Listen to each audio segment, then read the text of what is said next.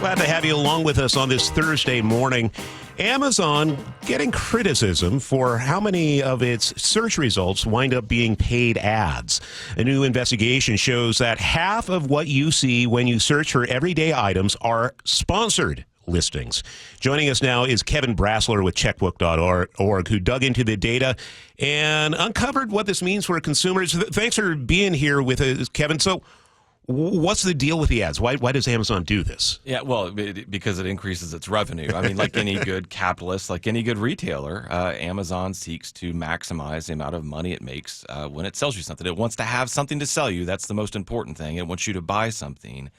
But increasingly, what we're seeing is a lot of what you're seeing in search results from Amazon, it increasingly controls what we see, and it increasingly is adding in sponsored ads. Ads. I don't know if they call them ads even.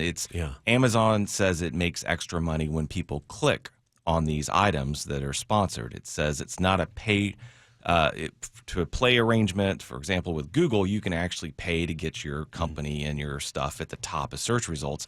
Amazon says that's not what's going on. It's just that it makes extra money when people click on these items. But of course, there's an incentive on Amazon's part to list a lot of sponsored stuff if it's making extra money off that. And our research found that increasingly Amazon, what it's showing you are these paid promotional spots. And I look at these, and some of them don't seem like they're at the quality that I'm looking for. Yeah, I mean, I think that's really the big question here is when you search for something on Amazon, are you being shown the best value? Are you being shown items with the best prices, the best ratings, things that ship fastest? Or is Amazon showing us stuff that it's seeking to make extra money off of? I do think that these ads, it makes for a more miserable shopping experience, having to sift through all these items. I will say, to its credit, when we searched for 50 different items on Amazon and just to see what the results were, and as we mentioned, about half were ads. But at least when we did these searches, when we searched for T-shirts or whatever, it wasn't showing us socks. Yeah. When we searched for toothbrushes, it wasn't even showing us toothpaste. And so at least all of the search results we got, all the items it showed us, they were at least relevant to the search term we used. The problem is, again, there were just a lot of ads there, and it made it more difficult to kind of assess what's the best item. We're speaking with Kevin Brassler from checkbook.org. I know at least when I'm doing a Google search, there are plugins for the browser that I can kind of filter out what I don't want to see. Any way of avoiding these ads on Amazon? Yeah, and so what we found with Amazon, filters are your friends. For most searches, it will show you a bunch of different filters. You can narrow it into a specific brand, something that's shipped, that's a Prime item, for example, even certain sizes and colors.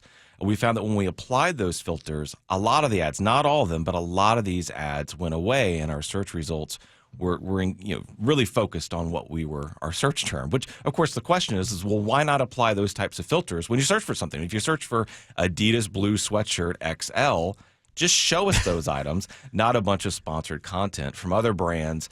And also what we saw was a lot of the stuff we were shown, especially the sponsored stuff, when searching for clothing and electronics especially, were these unknown companies, companies with names that look like a cat ran across a keyboard. And these are largely companies based in China that, to its credit, Amazon requires all companies, if you want to sell something on their site, to go through its brand registry process. It really is seemingly careful about avoiding having counterfeit items on its website, counterfeit brands. And so a lot of these companies, they get around that by just making some random letters and numbers as their brand name, because then they can quickly get through this copyright process, this trademark process. The problem is Amazon, because these companies are sponsoring these items, puts equal weight on these unknown brands that they do on well-known brands. And so it just, again, it makes for a more miserable, it just makes it harder to find stuff on the site, especially when you search for a specific item, it's still showing you all this other stuff. A lot of research, and you take a deep dive on checkbook.org. Kevin Brassler, thanks for your time today. Thank you.